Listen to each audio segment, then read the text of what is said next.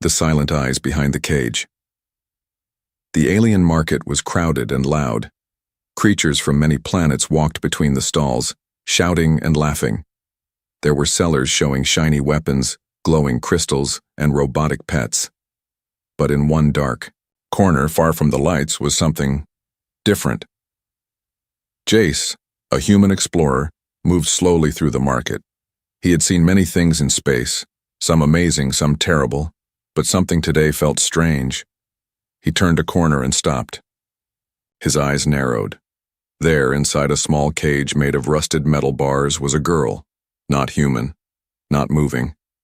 She was sitting with her knees pulled to her chest, thin arms, dirty face. Her skin had a soft silver glow, and her eyes, large and glassy, stared forward without blinking.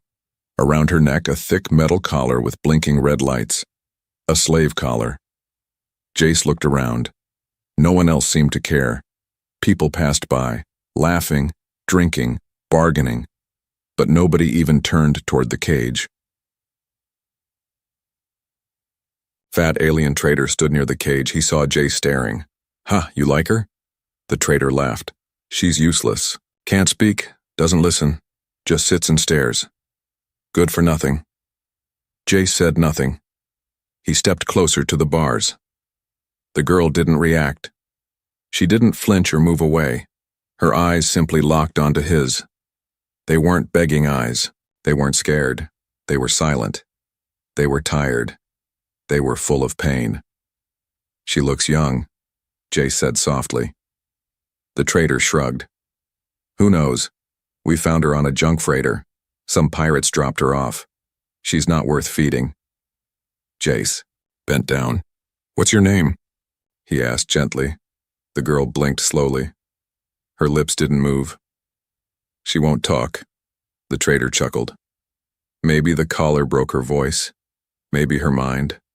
Some aliens don't last long in chains. Jace frowned. "Why is she on display like this?" "To sell, of course," the trader said. "Even trash has a price. Someone might want her, maybe for cleaning, or maybe just as a decoration. You never know with rich types." Jace felt sick. He had seen war. He had seen people die. But something about this girl, chained, caged, and ignored, hit a part of his heart that he didn't know still hurt. "Has anyone tried to buy her?" Jace asked. The trader snorted. "Not a single offer. Not even a credit. People want strong slaves, fighters, workers. She's just broken." Jace looked back at her. Still, she didn't speak. Still, she didn't move. But something in her eyes, something quiet, something deep, reached out to him. He stood up, straight. "What's the price?" The trader raised an eyebrow. "You serious? You want that?" "I asked the price." The trader scratched his chin. 100 credits, just to make it worth my time." Jace looked at the cage one last time. He turned and walked away. The trader laughed. "That's what I thought." But Jace didn't leave. The market. He waited until night. Hours passed. The crowd thinned. The lights dimmed. Most of the stalls closed. Jace returned, careful and quiet. The trader was asleep, snoring loudly. The girl was still inside the cage, exactly where he had left her. He bent down again, this time even closer. He whispered, "I'm sorry I left earlier. I just needed to think." She didn't reply. Jace opened his pack and pulled out a small protein bar. He unwrapped it and pushed it slowly between the bars. The girl looked down. She didn't move.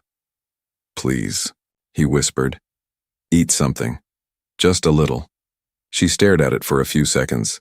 Then slowly she reached forward with shaking fingers. She took the bar. She didn't bite right away. She sniffed it like an animal. Then carefully she chewed.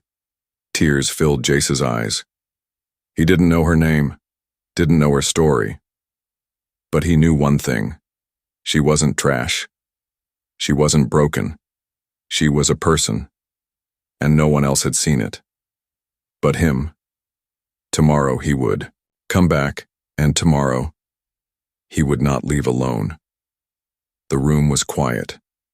Too quiet. Jace had brought her to his small ship. The door locked behind them with a soft click. She didn't flinch. She didn't speak. She didn't ask where she was. She just stood still, like a ghost in chains that no one else could see. He had carried her after paying the traitor. Her legs were too weak, her body too thin, and now, standing in the middle of his dim ship's hallway, she looked completely lost. Jace moved slowly, careful not to scare her. "This is safe," he said gently. "You're free now. No one will hurt you. Here." Still no words, but this time her head turned slightly toward his voice. "Progress?"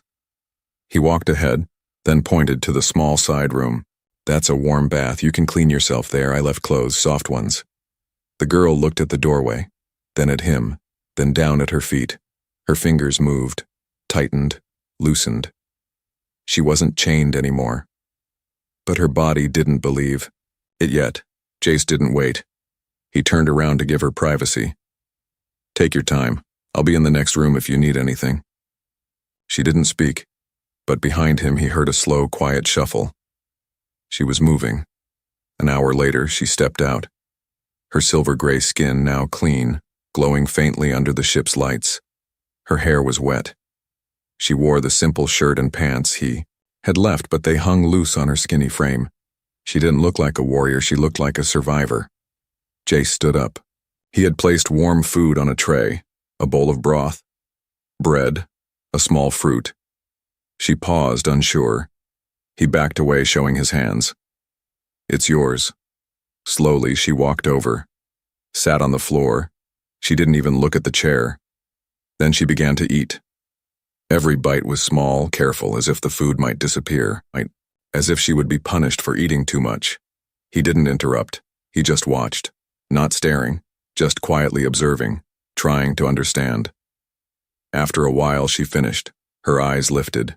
They met his again. Still no words. But something was different now. Her eyes were softer, not pleading, not begging, just curious. Jace smiled a little. "You're safe here, I promise. I don't know what they did to you, but it's over now." She tilted her head just slightly. He decided to try something. "My name is Jace," he said, tapping his chest. "Ja-si." He pointed to her gently. "You?" "Nothing." "But..." Her fingers touched the collar still locked on her neck. She tapped it twice. Slowly. Jace leaned closer. "Is that why you don't talk?" She nodded. "Once." A clear answer. His smile faded.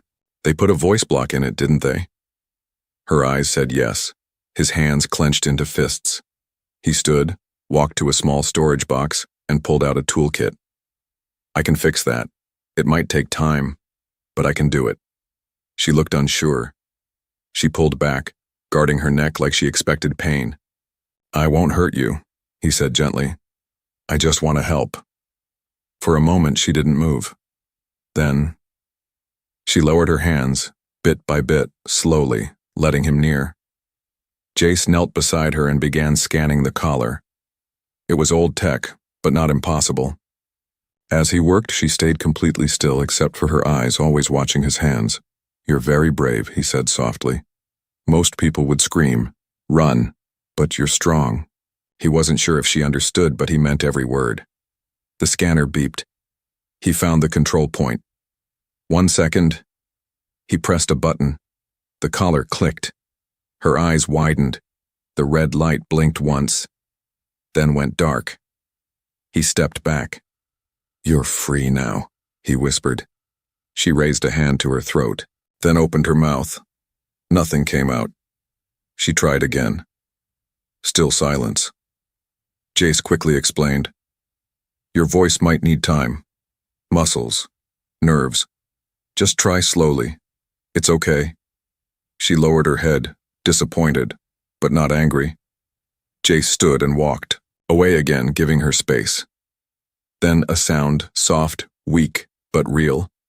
The enk. He froze. turned around. She looked up at him, lips shaking, tears in her eyes. You, she whispered again. It was broken, almost painful, but to Jace it was the most powerful thing he had ever heard. The next morning, Jace was already awake. He hadn't slept much. He sat in the cockpit staring out at the stars. Quiet hums of the ship surrounded him. Behind him, down the narrow hallway, she was sleeping, peacefully. At last. But peace, Jace knew, always came with a price. The collar was off. Her voice had returned, barely. But now she was his responsibility, and the black market didn't forget stolen property, even if you paid for it. The alien slave traders didn't care about kindness. They cared about control, and if they found out where she was now. He stood up and grabbed his coat. The bazaar was waking up when Jace returned. Shops opened. Smells of hot food drifted through the air. He moved quickly through the crowd until he found the stall. The same stall. The fat alien trader was there again, chewing something greasy. The trader saw him and laughed. "Back so soon, human? Don't tell me she already died." Jace kept his voice calm. "No, she's alive." "Surprising," the trader said. "She looked half dead. To me, you want a refund?" "I want the paperwork." The trader blinked. "What?" "The proof of sale. The chain code. Anything that says she's mine now." The alien leaned back. "Why do you care? You got her for next to nothing." Jace stepped closer. "Because I don't want her hunted." The trader's grin faded. "Look, she's not important enough for that. You bought her legally. No one's asking questions." "Until they do," Jace said. "I want the documents."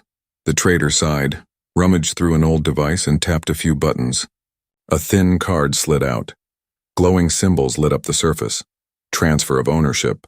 One line, one signature. Jace took it. The trader leaned in.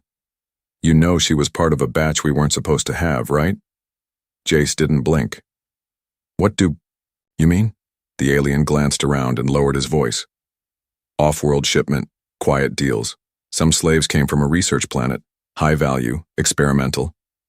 But her, she was broken, didn't respond. Useless." "Research planet?" Jace repeated. The trader shrugged.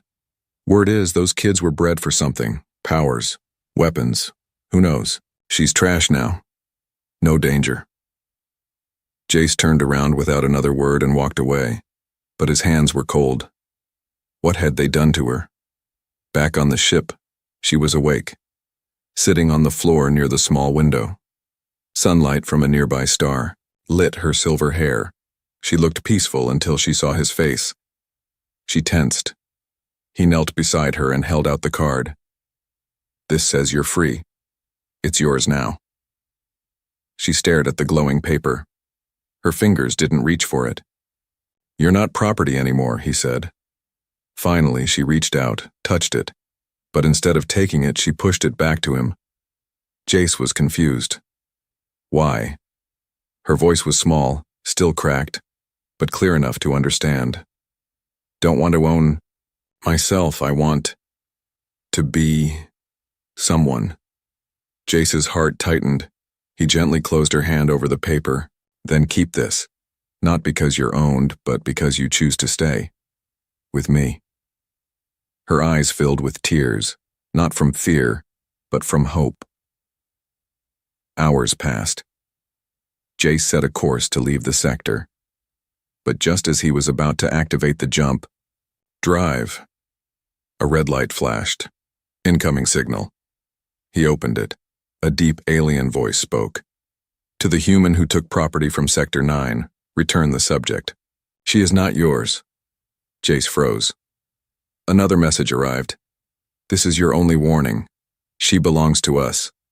Give her back, or we take her." His hands tightened on the controls. He looked back. She was standing silently in the hallway. She had heard. Her body trembled, but she didn't step back. She whispered, "You should give me back. It's safer." Jace shook his head. "No, you could die," she said. "I know." he replied. She stared at him, then walked closer. She held the paper in her hands, the proof of freedom. This time she pressed it to her chest. Stay. Jace turned back to the controls. Then we fight if we have to. He punched the throttle. The stars blurred as the ship jumped into light. She had an entire room now. 4 clean walls, a soft bed, a folded blanket, a tiny light on the ceiling that hummed gently. But she didn't sleep in the bed. Instead, she curled up on the cold floor, her back against the wall, knees tucked to her chest, just like in the cage. Jace noticed, on the first night, but he didn't say anything. On the second night, he placed a pillow beside her while she was asleep. On the third night, she pushed it aside. By the fourth night, Jace sat outside her room, head resting against the metal wall, asking himself the question he was afraid to say out loud. How do you teach someone they deserve comfort, when all they've ever known is chains? The next morning, she sat at the small metal table eating quietly.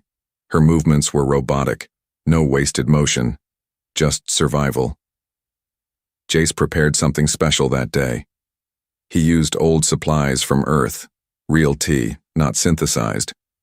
Warm, soothing. Placed a steaming cup in front of her. She blinked at it.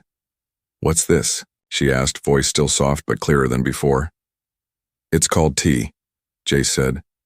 It's gentle. Humans drink it to feel calm. To feel home. She stared at the cup for a long moment, then picked it up with both hands. She didn't drink, just held it close, letting the warmth touch her fingers. Then she whispered something unexpected. I never had a home. Jace sat across from her. You do now, if you want it. She didn't answer, but her eyes didn't look away.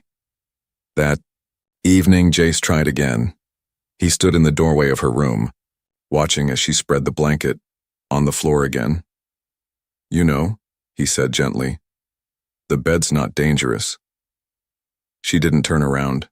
He stepped inside, knelt next to her. I can lie down first if you want. You'll see. Her hands froze. Then slowly she nodded. Jace stood, walked to the bed, and laid on top of it, fully clothed, hands behind his head, staring at the ceiling. It's soft, he said with a small smile, and it doesn't bite. She watched, from the floor. Jace sat up and patted the other side. You can try just for a few seconds. She hesitated. Her feet didn't move, but her eyes, full of hesitation and fear, shifted. Then, like a whisper in the wind, she stood. 1 step, then 2. Then, carefully, she sat on the edge of the bed. Her hands clutched the blanket. This is warm, she murmured. Jace smiled. Beds usually are. She nodded once and laid down, body stiff like she was ready to jump at any sound. You can sleep here. Every night it's yours. Mine? Yes, he said. Not because you're owned, but because you belong somewhere. Here. She closed her eyes. Not to sleep, but just to rest. Minutes passed. Then, can I ask you something? She whispered. Of course. Why? Are you kind to me? Jace took a deep breath. Because no one else was.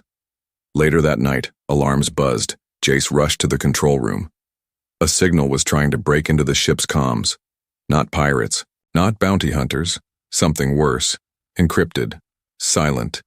He tapped into the feed. A static-filled image appeared. A tall alien in uniform. Dark armor. Glowing red eyes.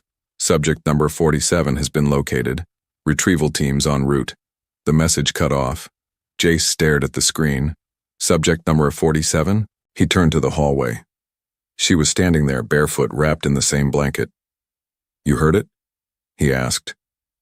She nodded. Her lips trembled. I don't want to be a subject. I just want to be me. Jace stood, walked to her, and knelt. Then, we'll make sure that you're not going back. Ever. She looked up at him, and for the first time, she reached forward and held his hand. The ship was quiet. Too quiet. Jace noticed it first thing in the morning. The hum of the engine was normal. The lights were normal. But something felt wrong. She wasn't in the hallway, not near the window, not in her room. His heart skipped. He dropped the datapad in his hand and ran. "Liari?" He called softly. That was the name she had whispered once, just once, when half asleep. He never forced her to use it again. But now, he needed her to hear it. No answer. He checked the food, bay, the med station, still nothing. Finally, the storage room door was half open. Inside, he found her, kneeling, her forehead pressed to the cold floor, hands shaking. Jace rushed in. "Are you hurt?" She didn't lift her head. Her voice came so soft he almost missed it. "I saw them." Again. He froze. "The ones from before?" He asked gently. She nodded slowly. "In my dream," she whispered. "They cut open my mind. They didn't want a person. They wanted a tool." Jace knelt beside her. "You're not a tool. You're not what they made you. You're more." She raised her head, tears in her eyes. "But what if I break again?" Jace reached out. "Then I'll fix you, as many times as it takes." She stared at his hand, then placed her own in his, cold, trembling. "I don't want to be afraid," she whispered. That same day, Jace set the ship to drift. No engines, no signal, just hidden in the shadows of an asteroid belt. Safe, for now. He made soup and left it on the table, just like always. But today, he didn't sit near her. He gave her space. Still, she watched him from the corner of her eye. She wanted to say something but couldn't. She held the spoon tight in her hand, staring into the warm broth like it held all her memories. "Then," she whispered, "do you believe I can heal?" Jace looked up. The spoon nearly dropped from his fingers. She had spoken, clearly, without pause. It wasn't just survival anymore. It was a question of hope. "I do," he said without thinking. "I believe it more than anything." She looked down.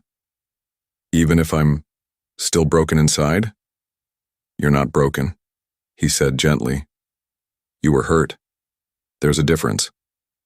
For a long time, she sat in silence. Then, "Liari," she said softly. Jace blinked. "What?" "My name," she repeated a little stronger. "Liari." He smiled. "That's a beautiful name." She smiled too, shy and small but real. Later that night, she walked to the control room. Jace was looking at a star map. She sat beside him without a word. For the first time, it felt natural. No fear, no cold, just quiet company. She glanced at the stars and asked, "What's that one?" He showed her. "That's Altara 6, a water planet. Peaceful. Have you been there?" He nodded. "Twice, you'd like it. Lots of blue oceans, warm winds." She closed her eyes, imagining it. "Maybe one day, we go together?" He looked at her, surprised, then smiled. "Yeah, I'd like that." There was a pause. Then she asked, "Can I ask you something strange?" "Of course. If I had never looked at you back in the cage, would you still have noticed me?" He thought for a second. "Your eyes didn't scream," he said. "They didn't beg, but they spoke, louder than voices." She blinked. Tears welled again. This time, not from fear, from being seen. That night, Liari finally lay on the bed, not just to rest, but to sleep. A real sleep. Her breathing was calm. Her hands didn't clutch the blanket like a shield. Jace stood at the door for a moment, watching, then turned away, letting her dream in peace. The stars outside were quiet, but danger was not far. Jace had noticed it hours ago, a signal, faint and cold, chasing behind their trail like a shadow with teeth. He didn't tell Lyari. Not yet. She had smiled that morning. A small, honest smile, her first. He didn't want to take that away, but deep inside he knew something was coming. By midday, she was helping him clean the old tools in the ship's workshop. Her hands were still unsure, her fingers still slow, but there was curiosity in her eyes. "What's this?" she asked, pointing to a laser torch. "Very dangerous," Jace said, pretending to be serious. "Also useful for making toast." She giggled softly. He froze for a second. She had never laughed before. He smiled. "We'll keep that between us." But just then, the lights flickered. The ship's soft hum skipped like a heartbeat. Then a voice cracked over the comms. "Vessel 374, halt engines. You are in possession of classified property. Surrender now." Lyari dropped the tool. It hit the floor with a sharp clang. Her face turned pale. Jace stepped in front of her, calm but tense. "Ignore it," he said. "They can't board us without permission." But the voice returned, cold and sharp. "If you do not comply, we will breach your hull. Countdown begins now. 10, 9, 8. Jace ran to the control deck. Lyari followed, breathing fast. He slammed the controls, turning off the external signal. Silence. Then he activated the cloaking shield.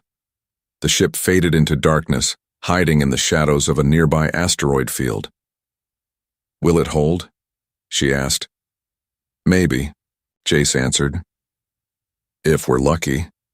Her voice cracked. "They always find me." He turned to her. "They won't this time." She backed into the wall. "You don't understand. I was part of something secret. They put things in my head, broke parts of me, made me see fire even when there was none." Jace stepped closer. "You're not what they made you, you're what you choose now." She looked at him. Her hands trembled. "But what if I hurt you one day?" she whispered. "What if I become like them?"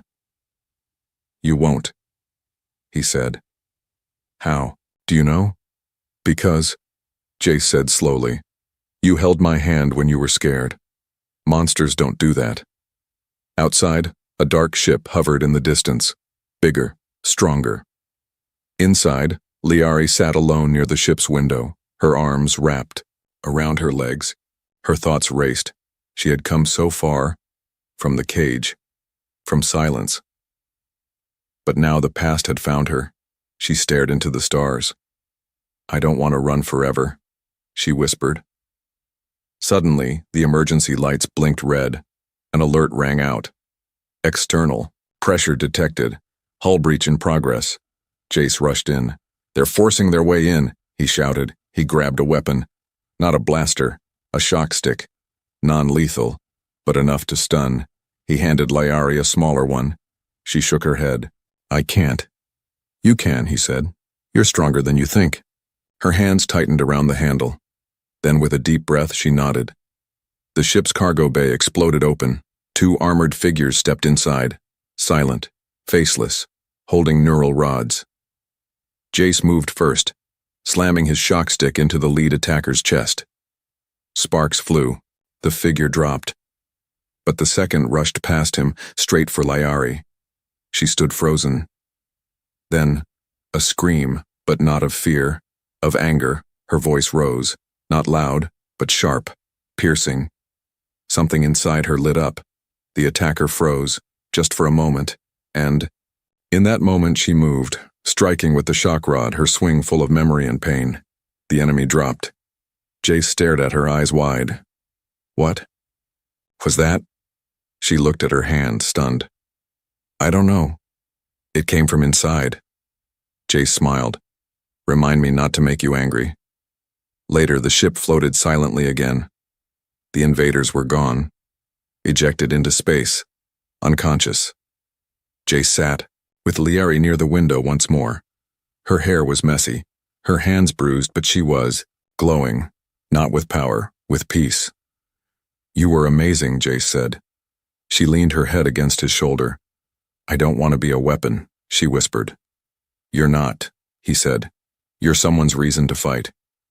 She closed her eyes. And for the first time, she slept without fear.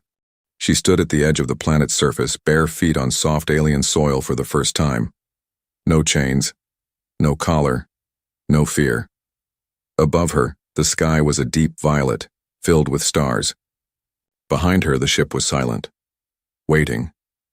And beside her stood the man who had changed everything, Jace. Liari closed her eyes and listened, not for voices from the past, not for pain, not for orders, but for the wind. It whispered something new. Freedom. 3 days had passed since the attack. Jace had flown them to a small neutral world. Peaceful, untouched, a hidden place where old soldiers and forgotten survivors came to rest. No one here asked questions. No one cared where you came from. Only who you chose to be now, he told her. We don't have to run anymore. She had smiled. But that night she stayed awake, lying on the soft bed he had given her. Not afraid, just thinking. Who was she now? Not a subject, not an experiment, not a slave, but still not whole. The next morning, a local government ship arrived. Jace greeted them calmly. I'd like to register a refugee under my protection. The officer looked past him and saw her, small, quiet, standing with her shoulders back. Name? The officer asked. Liari stepped forward. Her voice didn't shake. Liari. The officer nodded, typing on a small screen. Species? I don't know, she said honestly. They never told me. The officer paused, then looked up. Do you want to register with the name given to you or choose a new one? She turned to Jace. He didn't speak. He just smiled. She looked back at the officer. I'll keep the name I gave myself, she said, because I earned it. The officer stamped the document. She was now officially free. That evening, they sat near the edge of a cliff watching two suns set together. Liari turned to him. You could have left me back in the market. I didn't want to, Jace replied. But why me? She asked. There were thousands suffering. Why stop for one silent girl in a cage? He looked at her for a long moment, then said quietly, because you were the only one not begging. The only one who had nothing to say, but said everything with your eyes. She looked away, tears building again. People used to look at me and only see what they wanted, she whispered. A servant, a weapon, a mistake. What do I see? He asked gently. She smiled, blinking through tears. You see me. The next day she made a choice. She asked to join the local peace registry, not as a refugee, not as a victim, as a guardian. A guardian? Jace asked, surprised. I want to help others like me, she said. No one should stay in a cage just because the world forgot them. He smiled. You're braver than most soldiers I've met. She touched his hand. I learned from the best. Months passed. Liari grew stronger. Her body healed, her voice full. She learned languages, studied tech, trained in hand-to-hand combat. But her favorite time was still the evenings, when she and Jace walked under the stars, no words needed. One night she stood on the balcony of their small home and whispered, into the wind. I was a slave. I was forgotten. But now, I have a name. I have a purpose. I have someone. Behind her, Jace stepped forward and wrapped a soft scarf around her shoulders. She leaned back into him, and together, they watched.